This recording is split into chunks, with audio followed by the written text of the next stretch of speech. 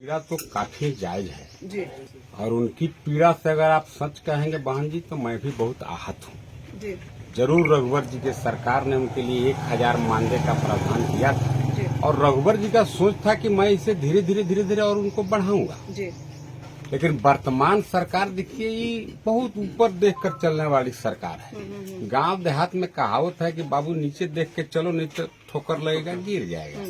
ये सरकार रियल में आसमानी देख रही है। जी इस सरकार को छोटे छोटे ये सेविका सहायिका ये जो बहनें हैं जी जल सहिया इनके प्रति उनका कोई सोच नहीं है, उनको पता भी नहीं है कि ये भी कुछ काम करती हैं। मैं जरूर उनके इस दुख में साथ हूँ। सर 2 साल पहले पेयजल मंत्री जो हैं मिथिलेश ठाकुर जी, उनके आवास पर भी ये लोग बहुत धरना प्रदर्शन भूख हड़ताल की थी। 2 साल तक भी अभी निकल गया और उनकी मांगे सुनी ही नहीं जा रही, उन्हें 1 रुपया नहीं दिया जा रहा है। सर ऐसे में उनका काम करना बहुत मुश्किल हो रहा है, तो उनके लिए थोड़ा उनका ही निवेदन था कि थोड़ा सा नेताओं से कहकर प्राथमिकता पर, तो मैं आपके समक्ष रख रही हूँ इस बात को। नहीं मैडम, आप देखिए चूंकि पेयजल मंत्री का नाम ले आए जी तो मुझे फिर उनके बारे में भी थोड़ा बताना पड़ेगा। आपको पता है कि यहाँ पर किस तरह से मंत्री जी, उनके भाई, उनके गुर्गे यहाँ पर टेंडर को लूटते हैं। हम कह सकते हैं कि इस मंत्री को कम से कम आजीवन कारावास का सजा अवश्य होना चाहिए। इसलिए होना चाहिए इसलिए कि इन्होंने पब्लिक मनी का मिसयूज किया। जिस पैसा से गरीब गुरबा को लाभ मिल सकता था, जिस पैसे से कुछ विकास के काम हो सकते थे, उस पैसे को उन्होंने टेंडर मैनेज के माध्यम से संवेदक को अधिक मुनाफा और उससे भी अधिक मुनाफा अपने भाई को इन्होंने दिलाने का काम किया है। मैं भी 10 साल यहाँ का विधायक रहा हूँ। निविदा में काफी ट्रांसपेरेंसी रहता था, काफी प्रतिस्पर्धा होता था। 10-10 निविदाकार आते थे, जो उसमें बेस्ट होता था, जो डिजर्व करता था, उस निविदाकार को काम आवंटित होता था। लेकिन आज क्या है, 100 करोड़ का काम संवेदक 110 करोड़ में लेता है। अगर ये फ्री कर दीजिए वो 85 करोड़ में वह काम होगा। लेकिन वर्तमान में भैया जी के सरकार में मात्र 2 ही संवेदक उसमें टेंडर डालेंगे। 185 करोड़ में जो काम हो सकता था वो काम आज होता है 110 करोड़ में।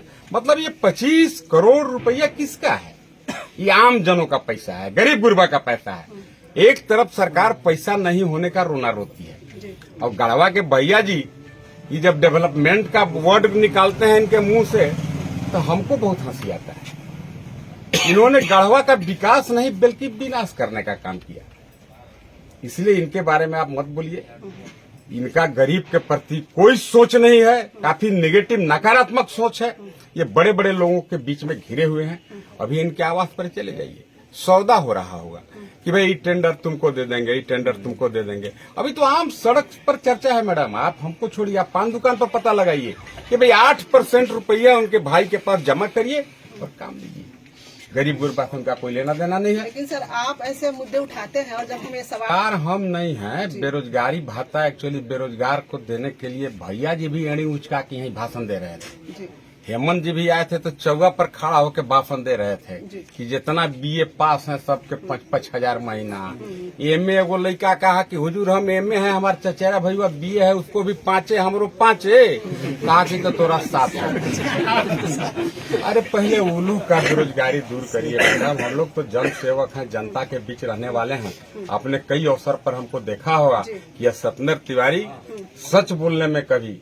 लेकिन सर इस पर सत्ता पक्ष जवाब नहीं देते हैं ना। जब मैं आपके सवालों या आरोपों को उनसे पूछती हूँ तो वे लोग बोलते हैं कि वो तो कॉमेडी करते हैं। तो ठीक है, तो हमको कॉमेडी अगर लगता है, हम कह रहे हैं कि भाई 85 करोड़ में जो काम हो सकता है 110 करोड़ में होता है। आप पिछले 10 साल के रिकॉर्ड को निकालिए और इनके कार्यकाल के रिकॉर्ड के रेट ऑफ टेंडर निकालिए, आप परसेंटेज ऑफ टेंडर निकालिए। अगर उसमें कहीं सत्यता नहीं है, आपको तो पता है भैया जी ने तो न्यायालय में जाकर के मंत्री जी ने मेरे ऊपर मानहानि का भी मुकदमा किया है। खुद सशरीर उपस्थित हुए कचहरी में मेरे ऊपर मानहानि का मुकदमा उन्होंने दायर किया है कि इन्होंने मुझे बालू चोराने के लिए कह दिया, 8% कमीशन लेने के लिए कह दिया, मेरा इस्तेज चल गया। सर बालू पर एक और सवाल, आम जनता का सवाल है, गढ़वा की जनता का। जो लोग प्रधानमंत्री आवास के लाभुक हैं, अभी किराए में रह रहे हैं, लेकिन बालू या तो ब्लैक में मिल रहा है बहुत महंगा, या तो नहीं मिल रहा है और वो घर नहीं बना पा रहे हैं। तो जनता का मैंने सर्वे किया था कि हेमंत सरकार के जो 3 साल हुए उस पर आप खुश हैं कि ना खुश।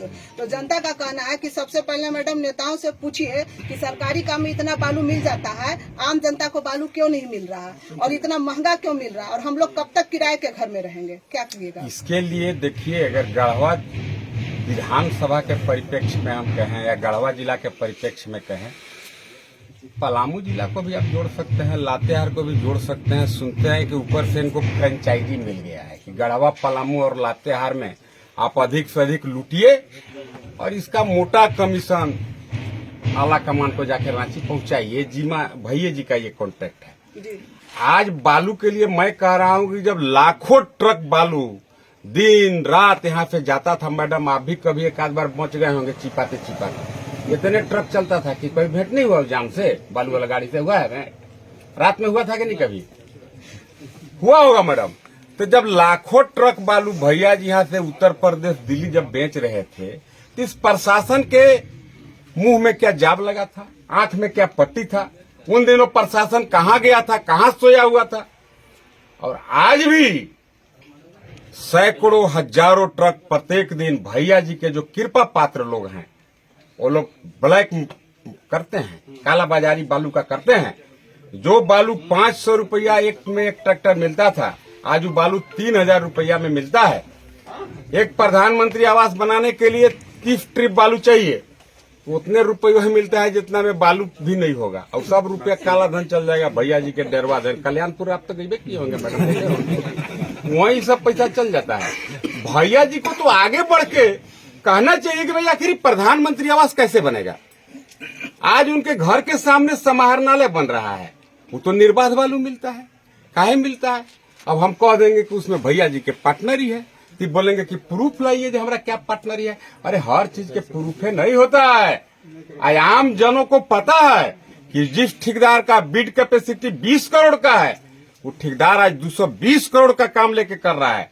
कौन करा रहा है? भैया जी करा रहे हैं।